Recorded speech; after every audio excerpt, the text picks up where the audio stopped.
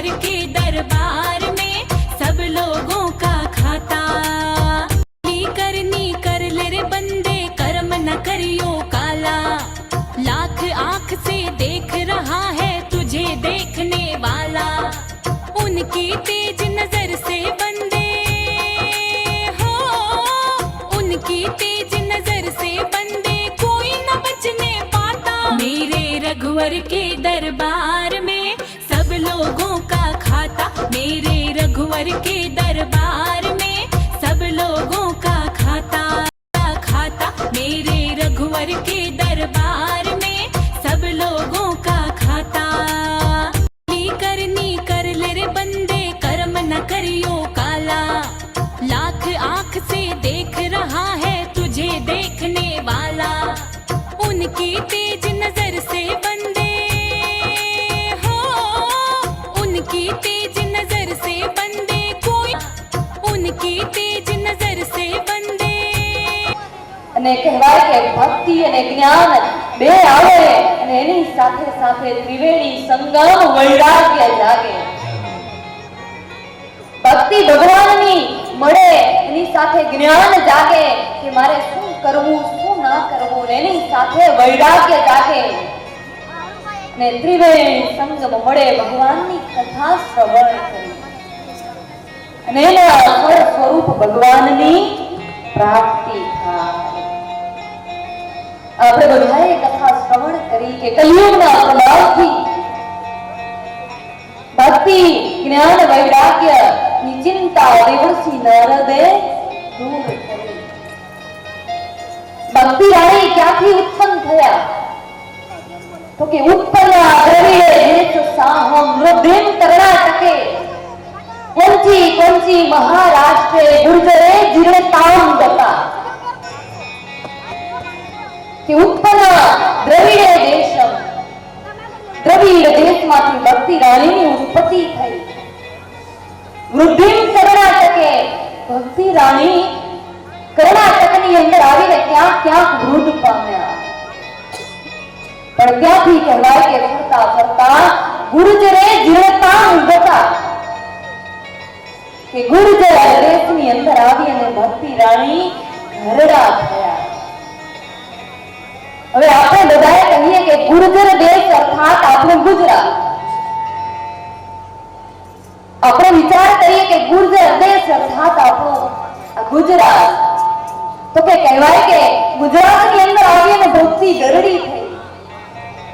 તો કે ના મહારાજ, ગુજરાતની અંદર ભક્તિ ક્યારે ગરડી ન થાય। શા માટે? તો કે જે ગુજરાતની અંદર આવા નરસિંહ મહેતા થયા હોય, જે જૂનાગઢની અંદર એ નરસિંહ મહેતાએ એક વાર નહીં બે વાર નહીં પણ કહેવાય કે 52 વખત ભગવાનને દ્વારિકાથી જૂનાગઢનું અપડાઉન કરાવ્યું।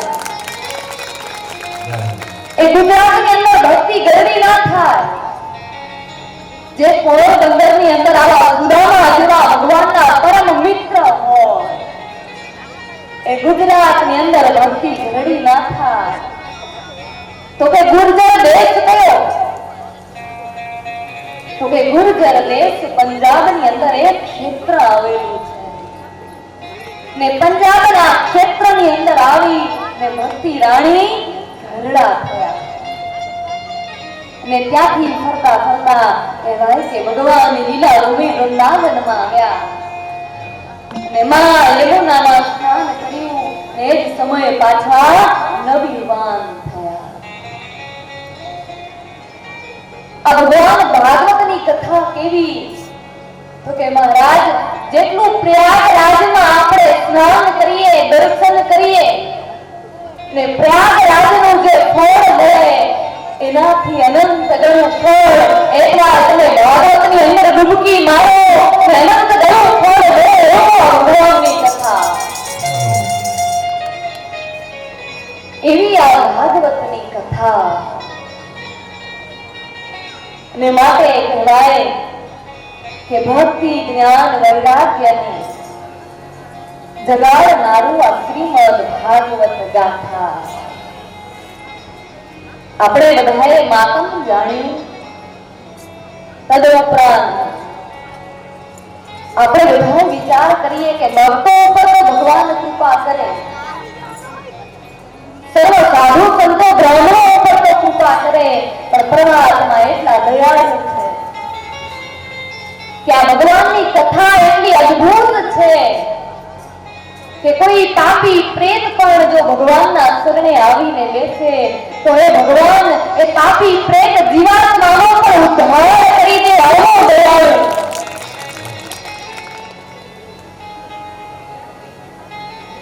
એવો અદ્ભુત પરમાત્મા દયાળુ. અને પાપી ગુનેગારીને ભગવાન ભાગવતે મુક્તિ આપી એ ગાથા પણ આપણે શ્રવણ કરી કે ગમે એવો નાસ્તિક જીવ હોય પણ એકવાર ભાગવતના શરણે આવી જાય એટલે ભાગવત એને સિદ્ધ કરીને મુક્તિ આપી દે.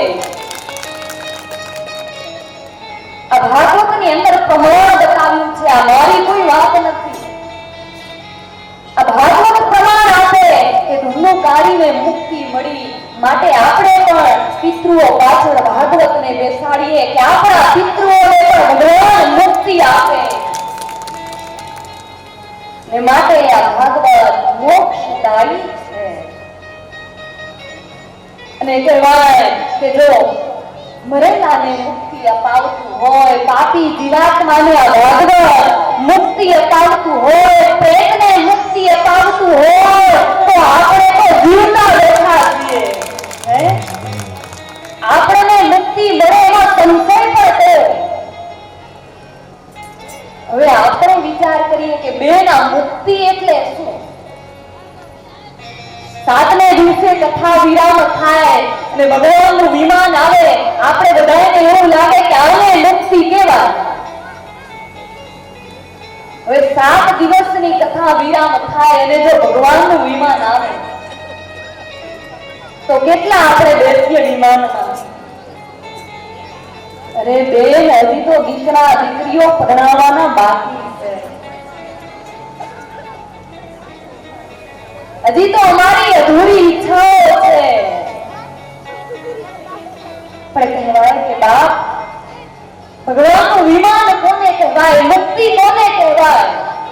કે જીવનની અંદર કોઈ કુટેવો હોય ને હરિની કથા શ્રવણ કરો ને કુટેવ દૂર થઈ જાય અને સમજો જીવનમાં મુક્તિ મળી ગઈ. જીવતા કોઈથી અબોલા હોય બોલતા થઈ જાવ એટલે સમજો આ કથાને શ્રવણ કરી અને જીવતા મુક્તિ મળી ગઈ. પરિવારમાંથી હોહરવા ના આવતા હોઈએ. ઘણી વખત કહે કે અરે બેન, અમે તો આ ભાગવત માંથી અનેકો વાર હોહરવા આવ્યા ગયા, હોહરવા નીકળી ગયા, પણ પછી ખબર પડે કે ભાગવત માંથી હોહરવા નીકળ્યા પણ ભાઈ ભાઈના આંગણામાંથી હજી હોહરવા નીકળી શકતા નથી. જ્યાં સુધી ભાઈ ભાઈના આંગણામાંથી હોહરવા ના નીકળીએ ત્યાં સુધી ભાગવત આવા સત્સંગ કહેવાય કે સમજો જીવનમાં ઉતર્યા નથી.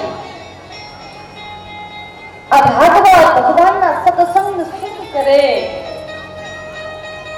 તો કે કુટેવો જીવનમાંથી નીકળી જાય, વ્યસનો જીવનમાંથી નીકળી જાય એટલે સમજો જીવતા સ્વર્ગ મળી ગયું, ભગવાનની કથા જીવનમાં ઉતરી ગઈ.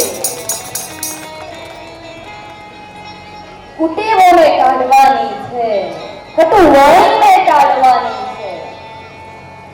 બાકી આપણે બધાને ખબર છે કે 7 દિવસની આ ગાથા બધા આપણે ક્રમ અનુસાર જાણીએ. ભગવાન શ્રી કૃષ્ણએ રાજા કંસને માર્યા, રામજી મહારાજે રાવણનો વધ કર્યો. આ ગાથાઓ આપણે જાણીએ છીએ પણ છતાં એ કથાઓને શ્રવણ કરીએ. શા માટે? તો કે જ્યારે જ્યારે શ્રવણ કરી ત્યારે ત્યારે નવીન લાગે, કંઈક નવું શીખવા મળે, નવું જીવનમાં કંઈક દિવ્યતા આવે, ભવ્યતા આવે. અને માટે આપણે કહેવાય કે આવા ભગવાનના ચરણમાં બેસી અને હરિની ગાથા શ્રવણ કરી. ભક્તિ કરતા છૂટે મારા પ્રાણ, પ્રભુજીએ હું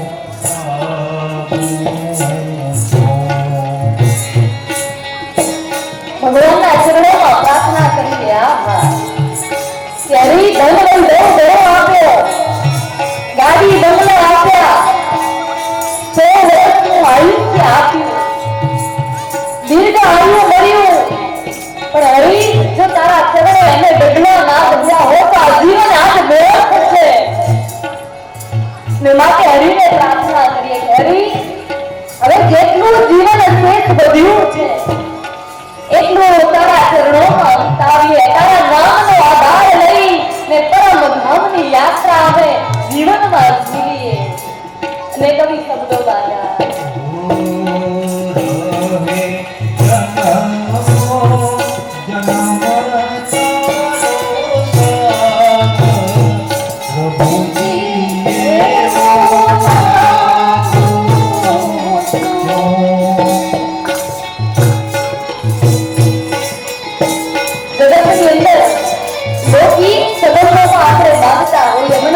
દીકરાનો પ્રેમ મળે, મને દીકરીનો પ્રેમ મળે, મને માનો પ્રેમ મળે, સંબંધોની અંદર સંગાથ માંગતા હોય, પણ આ જગતના સંબંધો અહીંયા પડ્યા રહેવાના.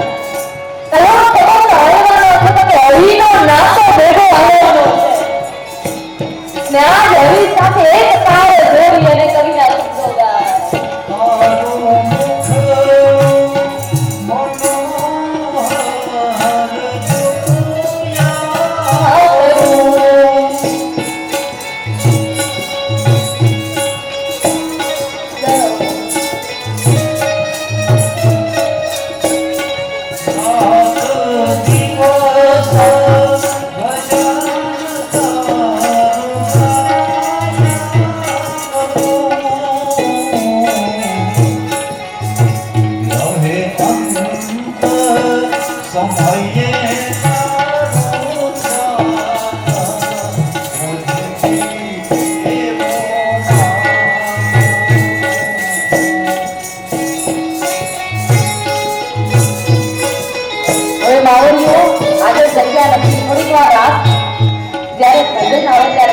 માટે જે માવડીઓ આવે પાછળ બેસજો, પાછળ ઘણી જગ્યા છે ને છૂટા છૂટા આનંદથી બેસો એટલે બાપ આનંદ આવે. ચલો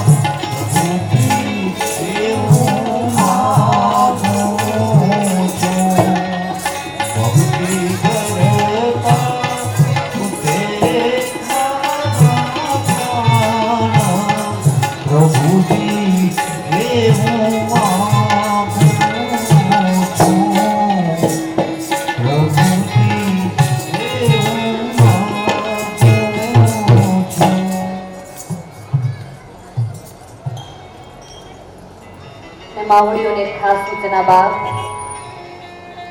કે કથાની વ્યવસ્થા જળવાઈ રહે એ માટે ખાસ કરીને જ્યારે ધૂન ભજન આવે ત્યારે પાણી વિતરણ કરજો હો બાપ. ત્યાં સુધી જ્યાં જગ્યા મળે ત્યાં શાંતિથી કથાનો આનંદ લઈએ.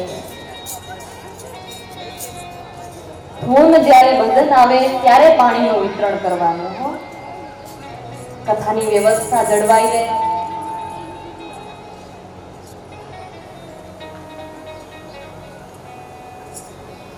કહેવાય કે હરી તમારો સંગાત મળે, તમારું સાનિધ્ય મળે એવી અમારા જીવો પર કૃપા કરજો પરમાત્મા. અને કહેવાય કે ભાગવત મહાપુરાણ પ્રેત દુંદુકારીને પણ મુક્તિ અપાવે. તદ ઉપરાંત ભાગવતની અંદર વક્તાના ગુણધર્મો બતાવ્યા, શ્રોતાના ગુણધર્મો બતાવ્યા કે વક્તા ભાગવતના કેવા હોવા જોઈએ. પ્રથમ તો બતાવ્યું કે મહારાજ ભાગવતના વક્તા બ્રાહ્મણનું સંતાન હોવા જોઈએ.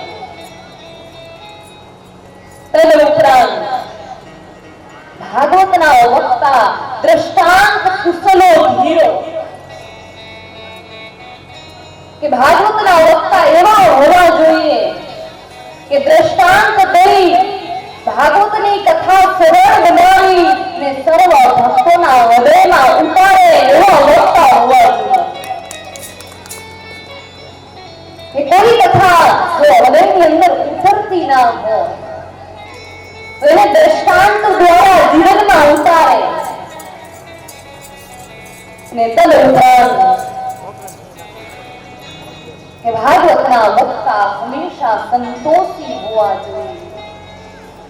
કે મને અહીંયાથી આટલા મળે તો જ કથા કરું એમ નહીં, પણ તુલસીનું પત્તું મળે તો મારે હરિની કથા કરવી એવા સંતોષી વક્તા હોવા જોઈએ. અને તદ ઉપરાંત ભાગવતના શ્રોતાના ગુણધર્મો બતાવ્યા કે હા ભાગવતના શ્રોતાઓ કેવા હોય તો કે જ્યાં વ્યાસજી વ્યાસાસને બેસે એ પહેલા પોતાનું સ્થાન ગ્રહણ કરી લેવું. અને તદ ઉપરાંત એક ચીતે એક આસને બેસી અને હરિની કથા શ્રવણ કરવી.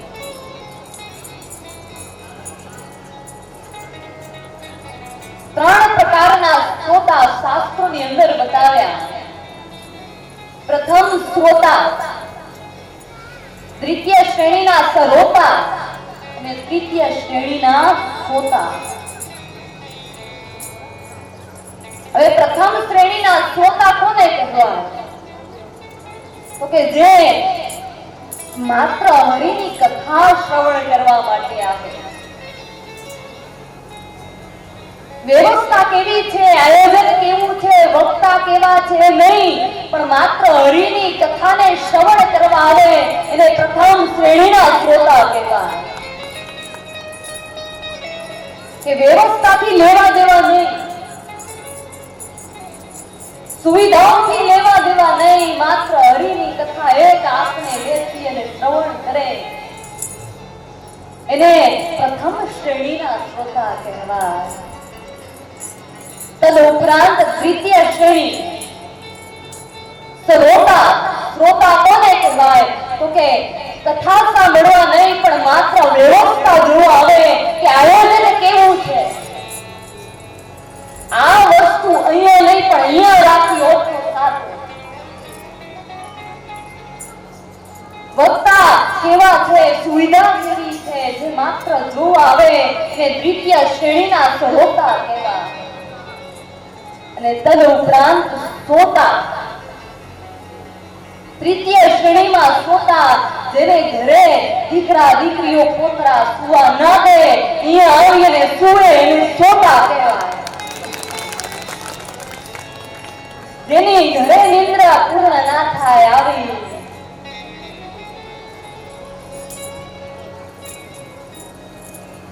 હરિની કથા ચાલતી હોય એવો ટેકો મળી જાય.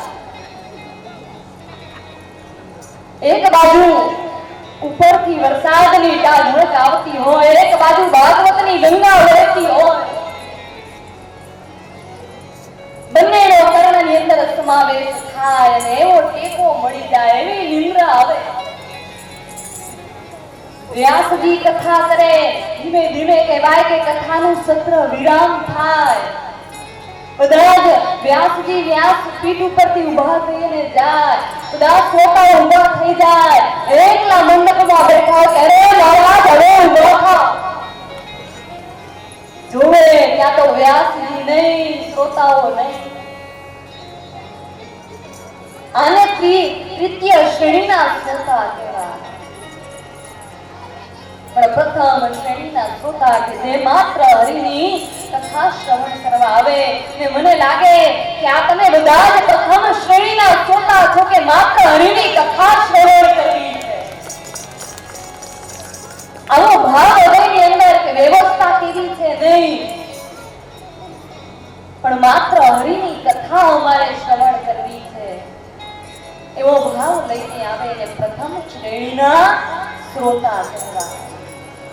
ને જેમ કે મેં કહ્યું કે કથા મંડપની અંદર પ્રવેશ કર્યા બાદ પણ હરિની કથા શ્રવણ કરવી એ બહુ મહત્વનું છે. કથામાં આવી તો જાઓ પણ કથા જો સાંભળી શકો નહીં, માટે કેટલા કલાક બેસો છો એ મહત્વનું નહીં, પણ કથા તમારી અંદર કેટલી બેસે છે એ બહુ મહત્વનું છે. નહીતર કહેવાય કે જ્યારે બેસીએ થોડો ખંખેરીને બેસીએ ને ઊભા થાય ત્યારે જય હો માવડીઓને ખબર છે. ઊભા થઈએ થોડો ખંખેરીને પાછા જઈએ કે હતું ત્યાંનું ભાગમાં હોય તો આ ભાગવત મળે.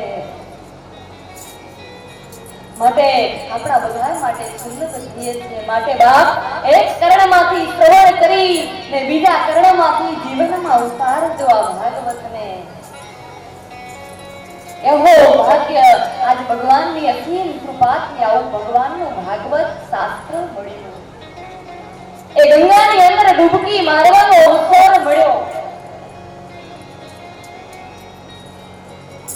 ભાગમાં હોય આ ભાગવતને સાંભળે, નહીતર તો કથા ઘરે બેસાડી યજમાન હોય પણ કથા શ્રવણ ના કરી શકે. એક ગામની અંદર એક માસ્ટરજીએ સાહેબે કથા બેસાડી. 7 દિવસની રજા લીધી કે મહારાજ અમારે ઘરે ભગવાન ભાગવત પધારી રહ્યા છે, માટે 7 દિવસની રજા રાખી. હવે મન તો નતું રજા રાખવાનું, પણ હવે આવો અવસર જો ઘરે આવી રહ્યો હોય, 7 દિવસની રજા રાખી ધામધૂમથી કહેવાય કે પોથી યાત્રાનો પ્રારંભ થયો. ઢોલ નગારા વાગે અને એ જ સમયે સાહેબના શરણની અંદર એવો ઢોલનો નાદ ગયો કે સાહેબના એ જ સમયે કાનની ઢાક વળી ગઈ. હવે આ બાજુ ઢોલ નગારા વાગે પણ સાહેબને કાંઈ સંભળાય નહીં. હવે ગાજતે વાજતે ભાગવત ભગવાનને પધરાવ્યા. 1 દિવસ થયો, 2 દિવસ થયો, સાહેબ સામે બેઠા પણ કાંઈ સાંભળે નહીં. ઘર આંગણે ગંગા આવ્યા. 7 દિવસની રજા રાખી પણ કાનની એવી ઢાક વળી ગઈ કે ધીમે ધીમે કહેવાય કે 7 દિવસ વિરામ થયા. પાછા ભાગવત ભગવાનને લઈ અને ત્યાં કહેવાય કે વ્યતીત થાય. ઢોલ નગારા પાછા વાગ્યા. એ જ સમયે સાહેબના કર્ણમાં પાછો એવો નાદ થયો કે સાહેબના કર્ણની ગાંઠ ખુલી ગઈ. હવે સાહેબને સંભળાઈ રહ્યું છે, પણ અહીંયા કહેવાય હવે તો કથા વિરામ થઈ ગઈ. માટે ભાગમાં હોય તો ભાગવત મળે. ભગવાનની કૃપા થાય એ જીવાત્મા આવીને આ પંડાળમાં બેસી શકે. બાકી ગામની અંદર ઘણા ભક્તો જીવાત્માઓ હશે,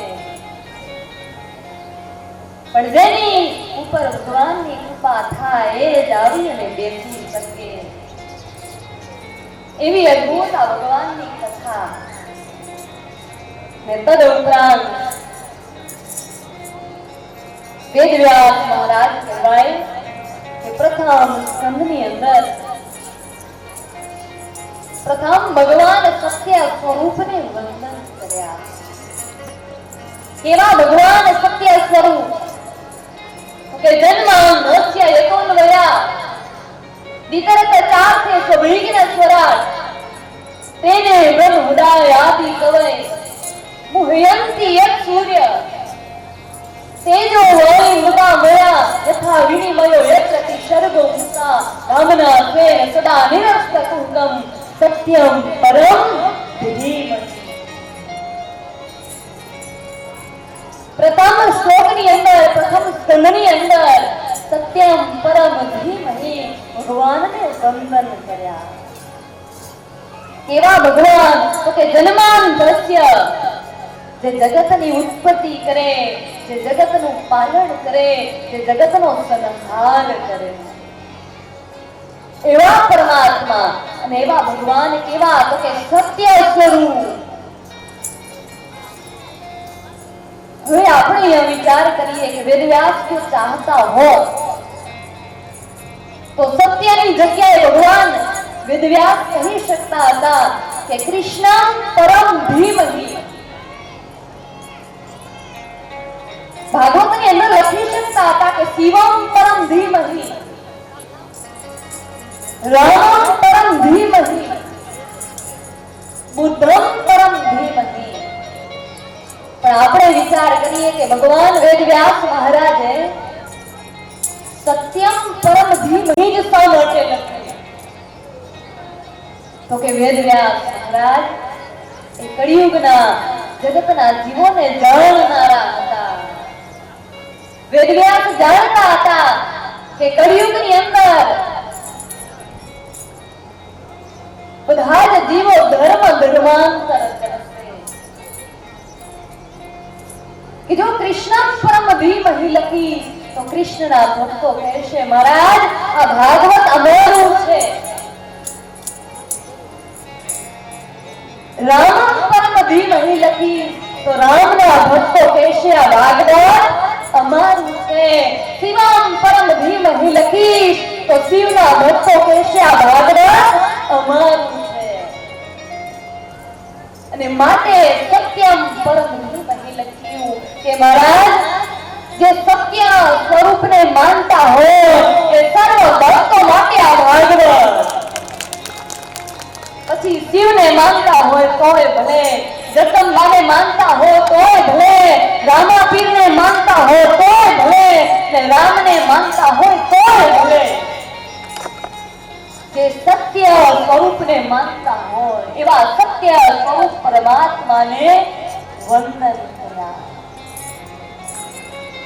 સ્વરૂપ પરમાત્માને વંદન કર્યા.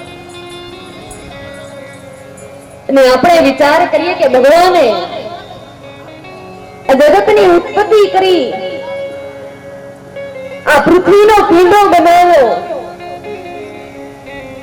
આ ઝાડ પાંદ અનેક જીવાત્માઓ બનાવ્યા,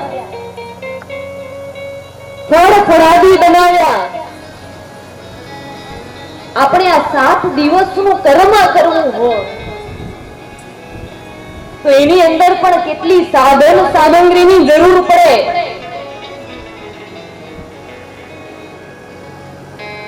માત્ર 7 દિવસનું આપણે ભગવાનની આપણે પધરાણી કરીએ. ભાગવત ભગવાન પધરાવી વક્તા વિરાજમાન થાય માટે સાંભળનાર શ્રોતા જોઈએ. હવે વિચાર કરો 7 દિવસના કર્મમાં જો આટલી જરૂર પડતી હોય તો તો ભગવાન તો આ હજારો વર્ષોથી આ ધરતી ચાલી રહી છે. આ ભગવાન કહેવાય કે આવા પૃથ્વીનો પીંડો ક્યાં બનાવવા ગયો હશે?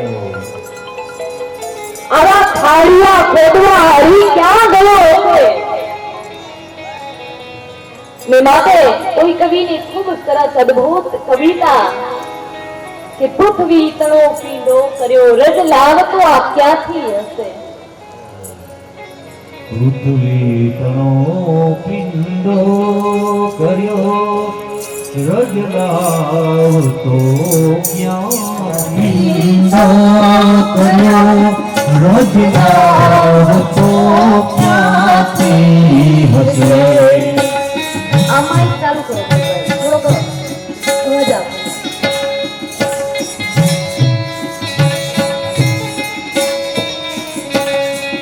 જગ ચોર સે બેઠો ક્યાં હશે?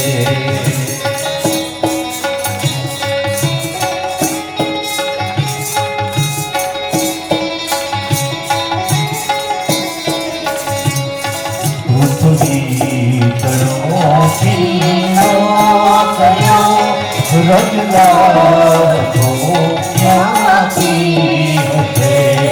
જગ સાપ ફેરનારી કુંભાર બેઠો ક્યાં હશે? એવો પૃથ્વીનો પીંડો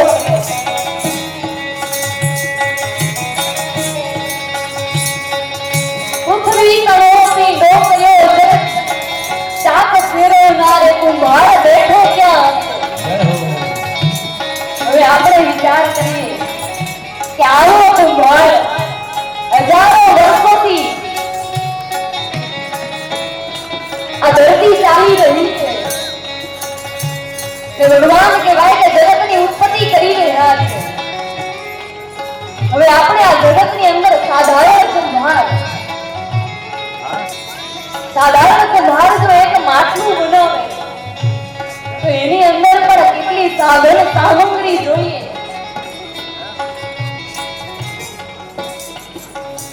જગતનો સાધારણ કુંભાર માટલું બનાવવું હોય તો પ્રથમ માટી જોઈએ.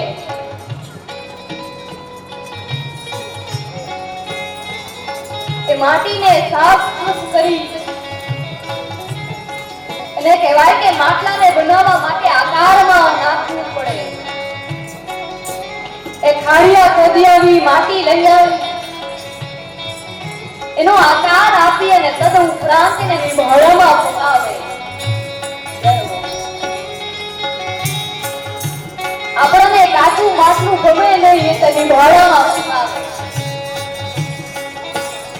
એ કુંભાર માટલાને પકાવી આપણને એક રંગનું માટલું ગમે એટલે એની અંદર રંગ રોગાણ કરે. અલગ અલગ રંગ રોગાણ કરી અને તદ ઉપરાંત એ કુંભાર એ માટલાને લઈને ગામો ગામ વેચવા જાય. એની અંદર મારી માવડીઓ જ્યાં માટલું લેવા જાય ને ટકોરા મારે કે આ માટલું પાકું છે કે કાચું. મેં કહેવાય કે મહારાજ એ જગતના બનાવેલા કુંભારના માટલાને તો ટકોરા મારી ને પારખી લેશું કે કાચું છે કે પાકું, પણ આ હરિએ તમારા ને મારા જેવા અનેકો માટલા બનાવ્યા અને ક્યાં પાડવા જાવ? કેટલા હશે?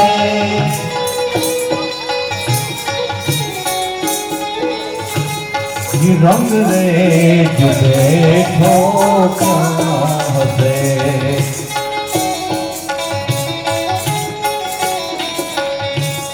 પૃથ્વી તણો પીંડો કર્યો રજ લાવતો ક્યાંથી હશે?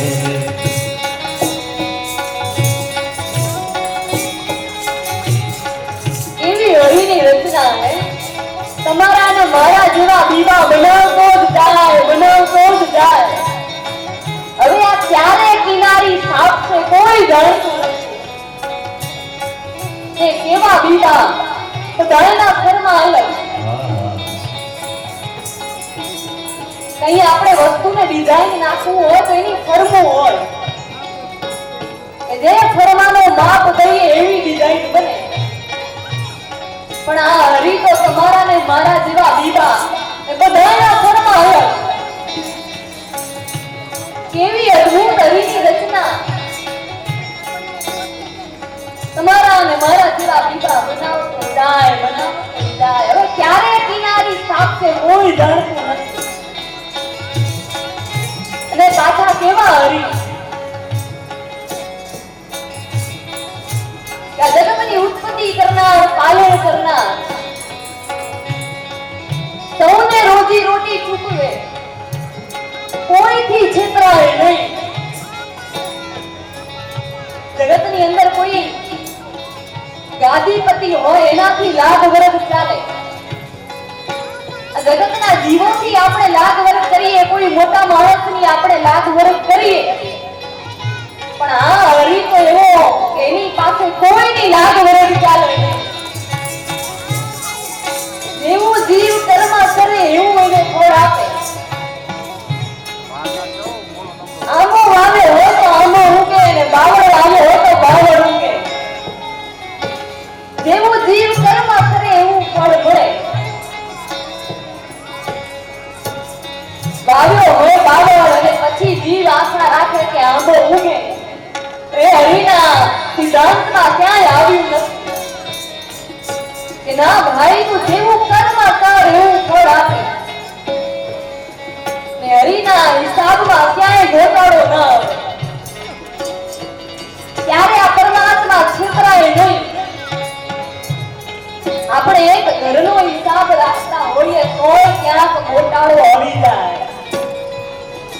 એક હિસાબ કહેવાય કે દુકાનનો હિસાબ રાખતા હોઈએ તો ઘોટાળો આવી જાય. પણ આ હરી તો આખા જગતનો હિસાબ રાખીને બેઠા છે. એક રૂપિયાનો, એક કર્મનો પણ ઘોટાળો નહીં. જેવું જીવ કર્મ કરે એવું ફળ આપે. અને એવા હરી સૌને રોજી રોટી આપે. કીડીને કણ, હાથીને મણ, જેની જેટલી ક્ષમતા હોય એટલું આપે. આજ સુધી આપણે સાંભળ્યું કે ભગવાન કીડીને કણ આપી દે, હાથીને મણ આપી દે, પણ આજ સુધી સાંભળ્યું કે કીડીને મણ મળ્યું ને હાથીને કણ મળ્યું? તો કે ના, જેની જેટલી ક્ષમતા, જેની જેટલી ક્ષમતા હોય એટલું એને હરી આપે. ભગવાને આપણને સાંજ સવારેના રોટલો તો આપી જ દીધો છે, પણ આપણે દુઃખી શાના છીએ કે આપણે જીવનમાં ભેગું કરવામાં દુઃખી છીએ. બાકી હરી કોઈને ભૂખ્યા રાખતો જ નથી. ભૂખ્યા ઉઠાડે પણ ભૂખ્યા સુવાડે નહીં. સૌને રોજી રોટી ચૂકવે. જે કયો કેવો હશે મેં કવિ શબ્દોમાં ગાયા. છેતરે નહીં છેતરાઈના,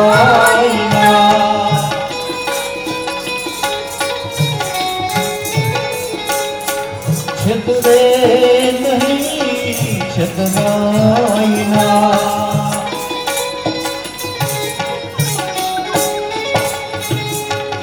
અબજોનો આડતીયો ક્યાં છે?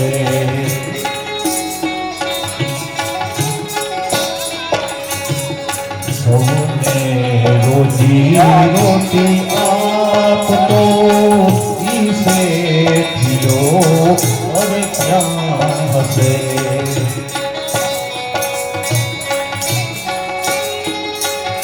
સૌને રોજી રોટી ચૂકવે. એ કુંભાર કેવો હશે? આવા ખાડિયા ખોદવા, ધરતીના પીડાને બનાવવા હરી ક્યાં ગયા? ને કહેવાય કે ખાડિયા ખોદતા જ જાય, ખોદતા જ જાય.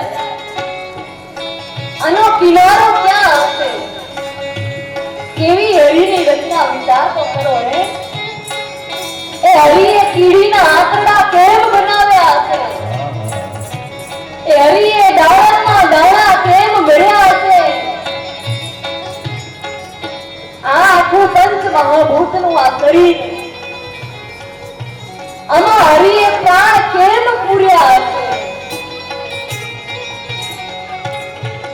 જે અન્ન ખાય એ જીવાત્માને ભગવાન એમને પાચન કરી અને લોહી બનાવે.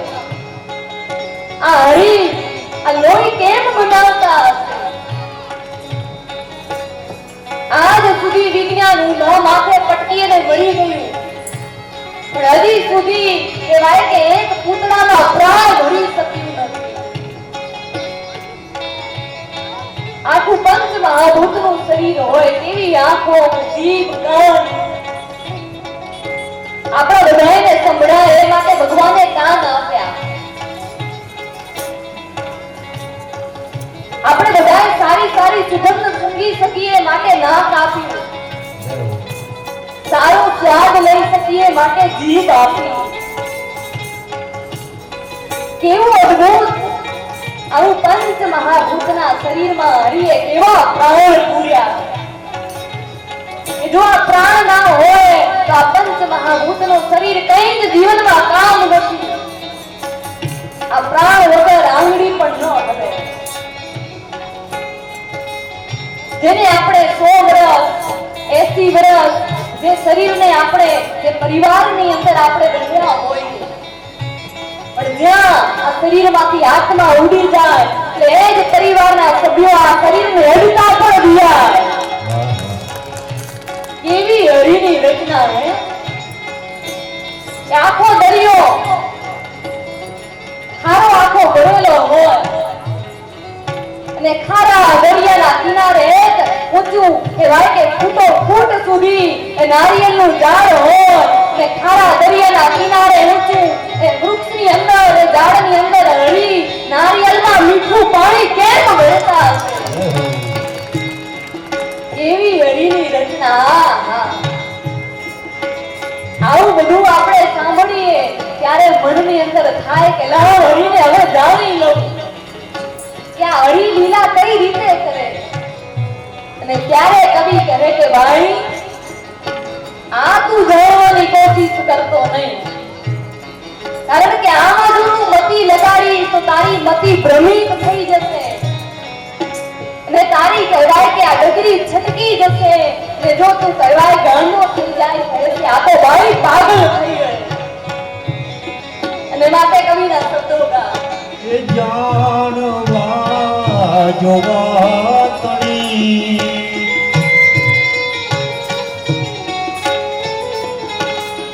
દિલમાં ઝંખના જાગી ગઈ.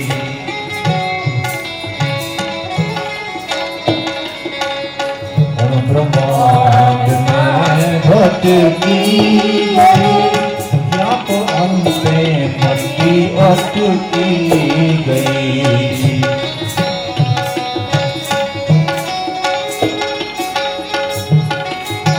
કેવી અદ્ભુત આવી રચના હે! કીડીના આતર હરીને કેમ ઘડ્યા હશે? ઓ સૃષ્ટિના સર્જનહાર, અણુમાં આખો વડ મૂંડેલો એના મૂળ ઊંડા કેટલા હશે? બાળકમાં એના માત પિતાના ક્યાંથી આવે અણસાર? હે હરી આવી તારી કળા રચી અપરંપાર. કળાય અપરંપાર. એ જે જોઈનું તો એ નહીં આવે પાર. પ્રભુતા કળાય અપરંપાર દે. કળાય અપરંપાર નહીં આવે કભી પાર. પ્રભુતા કળાય અપરંપાર. પ્રભુતા કળા અપરંપાર.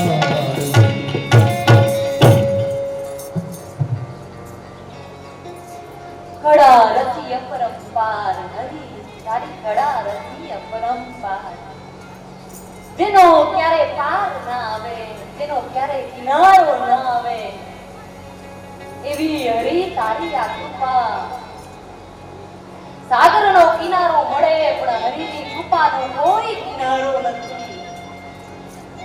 એવું આ દયાળુ પરમાત્મા ને એવા સત્ય સ્વરૂપ પરમાત્માને આપણે બધાએ વંદન કરી. ઈશ્વર તત્વના ચરણોમાં આપણે બધાએ વંદન કરી. તદુપરાંત 88,000 સોનકજી મહારાજ સુતજી મહારાજને પ્રશ્ન કરે, બાપજી હવે તમે અમને એ જણાવો કે શાસ્ત્રોનો સાર શું છે? આ શ્રેય એટલે શું? ત્રીજો પ્રશ્ન પૂછ્યો, શ્રેયની પ્રાપ્તિ કેમ થાય? ચોથો પ્રશ્ન પૂછ્યો કે ભગવાન રાજા બનીને આવ્યા એનું પ્રયોજન શું? પાંચમો પ્રશ્ન પૂછ્યો કે મહારાજ ભગવાન કયા કયા અવતારો લઈને આવ્યા? અને છેલ્લો અને છઠ્ઠો પ્રશ્ન પૂછ્યો કે જ્યારે ભગવાન આ ધરાને છોડી ને સ્વધામ પધાર્યા ત્યારે આ ધર્મ કોના શરણે ગયો એ તમે અમને કહો. 6 પ્રશ્ન કહેવાય કે મહારાજ પૂછ્યા અને 6 પ્રશ્નની અંદર આખું ભાગવત સુતજી મહારાજે 88,000 ઋષિ મુનિઓને શ્રવણ કરાવ્યું. 6 પ્રશ્નોના ઉત્તરની અંદર ભાગવત શ્રવણ કરાવ્યું. ને આ બાજુ કહેવાય કે મુનિ સૌનકો પ્રશ્ન કરે, બાપજી એની સાથે સાથે તમે અમને એ પણ કહો કે આ ભાગવતની રચના કઈ રીતે થઈ? આ ભાગવત કોણે રચ્યું? આ ભાગવતને કોણ ભણ્યું? એ ગાથા અમને વિસ્તારથી જણાવો. અને એ સમયે સુતજી મહારાજ 88,000 ઋષિ મુનિઓને સુખદેવજી મહારાજ રાજા પરીક્ષિતને ગાથા શ્રવણ કરાવે. એક વખતના સમયે વેદવ્યાસ પોતાના આશ્રમની અંદર ખીન મનને બેઠા. વેદવ્યાસ તો ભગવાનના અંશ અવતાર છે. આજ ઉદાસ ચિત્તે બેઠા અને એ સમયે કહેવાય કે દેવર્ષિ નારદ વેદવ્યાસ પાસે આવે અને જ્યાં વેદવ્યાસને જોયા એ સમયે કહે, મહારાજ તમે તો ભગવાનના અંશ અવતાર છો. તમે આટલા ઉદાસ ચિત્તે શા માટે? તમને એવી કઈ ચિંતા ખાઈ રહી છે કે તમે આજે હે વેદવ્યાસ આટલા ઉદાસ છો?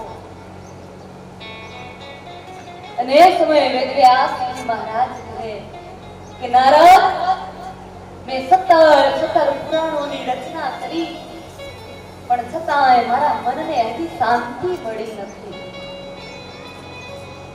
વેદોને શાખાવાળા બનાવ્યા પણ હજી શાંતિ મળી નથી.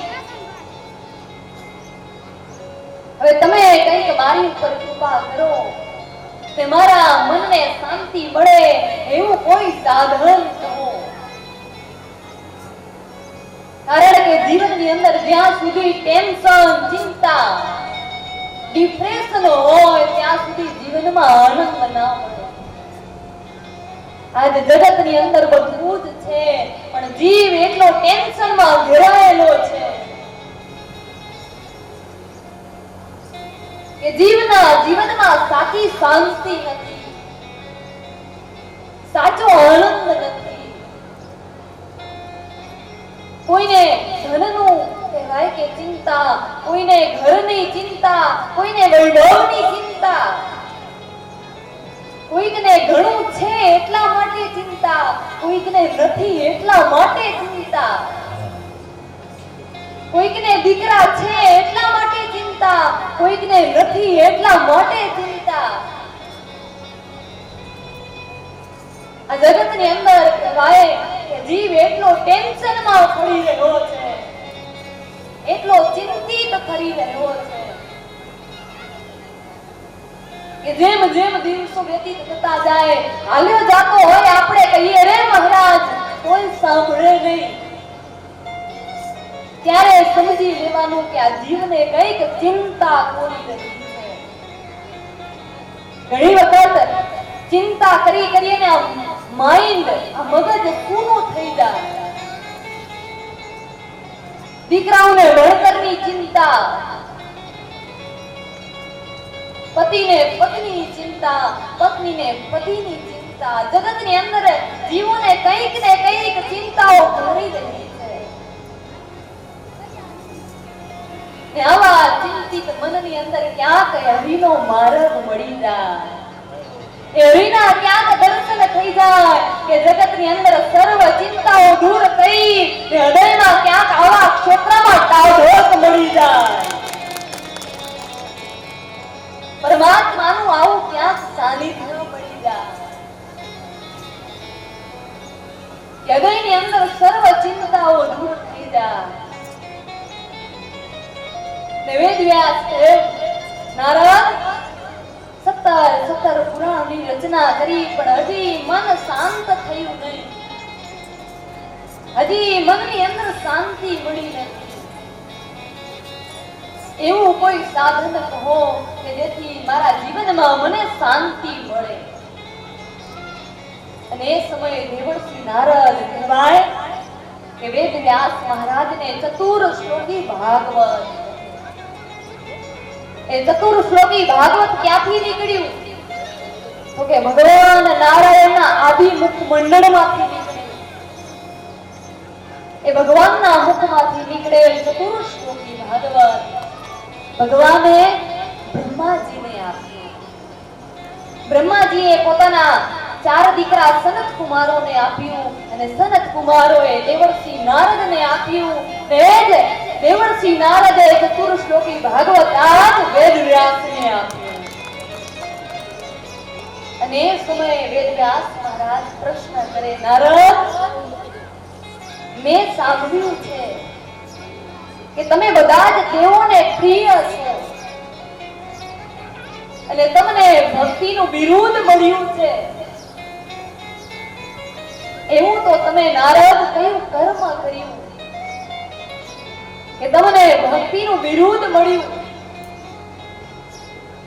અને એની સાથે સાથે કહેવાય કે તમે ભક્તિના આચાર્ય થયા. એ સમયે દેવર્ષિ નારદ કહે કે વેદવ્યાસ, આ તો મારા પૂર્વ જન્મની કમાણી. વેદવ્યાસ, હું આગલા અવતારની અંદર, આગલા જન્મની અંદર એક દાસીનો દીકરો હતો. મારી માં એક બ્રાહ્મણના ઘરે દાસી તરીકે કામ કરતા. મારી માની સાથે હું પણ એ ઘરની અંદર કામ મારી માને કરાવતો. પણ એક દિવસ એ બ્રાહ્મણના ઘરે ગામની અંદર સાધુ સંતો પધાર્યા. સાધુ સંતો 4 માસ રોકાવા માટે એ બ્રાહ્મણના ઘરે પધાર્યા. અને એ જ સમયે કહેવાય કે મારી માં એ સાધુ સંતોની સેવા કરે, એની સાથે સાથે વેદવ્યાસ હું પણ સાધુ સંતોની સેવામાં લાગ્યો. ધીમે ધીમે ધીમે સમય વ્યતીત થવા લાગ્યો. 4 માસ પૂર્ણ થયા. એ સાધુની કઈક અમી નજર પડી મારી ઉપર. એ સંતોની પ્રસાદી કઈક જીવનમાં મળી, ભજન મળ્યું અને હરિનો એવો રંગ લાગ્યો, એવો રંગ લાગ્યો કે સાધુ સંતોને મેં કહ્યું, મહારાજ મને તમારી સાથે લઈ જાઓ. પણ સાધુ સંતો કહે, બેટા તારી માં હજી ઘરની અંદર જીવિત છે, તારું કર્તવ્ય એમની સેવા કરવાનું છે. પણ તને એક મંત્ર દઈને જઈએ, તારી માની સેવા કરજે, એની સાથે સાથે મંત્રનો જાપ કરજે. તને હરિની ઝાંખી થશે અને તારું કર્તવ્ય નિભાવી અને તદ ઉપરાંત હરિનું ભજન કરશે. વેદવ્યાસ આટલું કહી અને કહેવાય કે સાધુ સંતો દૂર દેશ ગયા. એક મંત્ર આપતા ગયા. કયો મંત્ર? તો કે ઓમ નમો ભગવતે વાસુદેવાય. ઓમ નમો ભગવતે વાસુદેવાય મંત્ર મારા કાનની અંદર મૂક્યો અને કહ્યું કે બેટા આ મંત્રનો જાપ કરજે. રાત દિવસ માની સેવા કરી મનથી કહેવાય કે મંત્રનો જાપ કરતા કરતા કરતા દિવસ વ્યતીત થવા લાગ્યા. એક દિવસ મારી માં ગૌશાળામાં ગયા અને સાપના દંશથી મારી માનું મૃત્યુ થયું. દેવળસિંહ નારદ કહે છે વિચાર કરું કે સારું થયું, મારું કર્તવ્ય પૂર્ણ થયું. પણ હવે એમ તો ના કહેવાય કે સારું થયું ભલે માં મૃત્યુ પામ્યા. એવો કયો દીકરો હોય કે 100 વર્ષના પણ માવતર મૃત્યુ પામે તોય પણ મુખમાંથી કહી ન શકાય કે સારું થયું ભલે મૃત્યુ પામ્યા. પણ એક જગતની અંદર એવો વિરલો કહેવાય કે નરસિંહ મહેતા કે માણેક મેથીનું મૃત્યુ થયું અને જગતના લોકો કહે નરસૈયા એક માણેક મેથી રોટલા ઘડવાવાળા હતા એ પણ મૃત્યુ પામ્યા. ને સમય મહેતા સાહેબ કહે કે મહારાજ ભલું થયું ભાંગી જંજાળ, હવે સુખે બધીશું શ્રી ગોપાલ. નરસિંહ મહેતા બોલી શક્યા બાપ આ જગતની અંદર નરસિંહ મહેતાએ કહ્યું ભલું થયું ભાંગી જંજાળ, હવે સુખે બધીશું શ્રી ગોપાલ. બાકી આ જગતની અંદર એવો જીવ કયો હોય કે કહે કે સારું થયું ભલે મૃત્યુ પામ્યા. દેવળસિંહ નારદ કહેવાય કે માં પાછળ સત્કર્મો કરી અને હવે હરિનું ભજન કરવા નીકળી ગયા. ધીમે ધીમે ધીમે સમય વ્યતીત થયો. ઓમ નમો ભગવતે વાસુદેવાય મંત્રના જાપ કરતા કરતા શરીર હવે જળજળું થઈ ગયું. એક ઝાડના નીચે બેસી અને કહેવાય કે ભગવાનનું ભજન કરે. હવે આ શરીર છોડવાનો સમય થઈ ગયો ને એ સમયે આકાશવાણી થઈ કે મહારાજ દેવર્ષિ નારદ તને આ જન્મે નહીં પણ આગલા જન્મે તને મારા દર્શન થશે. ને શરીરને આધરા પર છોડી અને વેદવ્યાસ કહેવાય કે સાધુ સંતોના સંગથી ભગવાનના ભજનથી હું દાસી પુત્રમાંથી બ્રહ્માજીનો પુત્ર થઈ ગયો. આવી સંતોની કૃપા થઈ. આવું ભગવાનના ભજનથી બ્રહ્માજીના પુત્ર તરીકે મારું અવતરણ થયું. વિચાર કરો એ ભગવાનની ભક્તિમાં કેટલી તાકાત, એળી નહીં ભક્તિમાં કેટલી શક્તિ કે દાસી પુત્રમાંથી નારદ બ્રહ્માજીના પુત્ર તરીકે અવતર્યા અને રાત દિવસ નારાયણ નારાયણ નારાયણ કરતા આખા જગતની અંદર ભ્રમણ કરે. અમારું સાચું ધન તો અમારો હરિ. ને માટે કોઈ કવિ ખૂબ સરસ ગાય કે પાયોજી મેને રામ રતન ધન પાયો.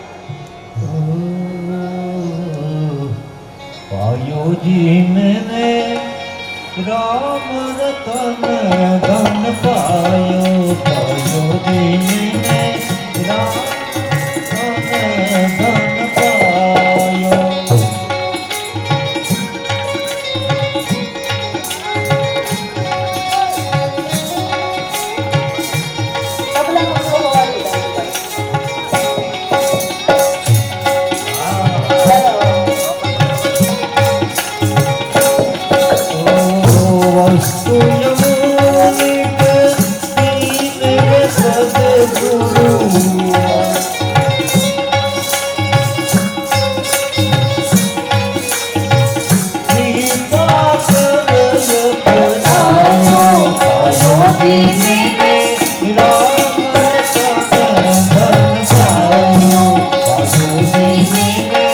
Ram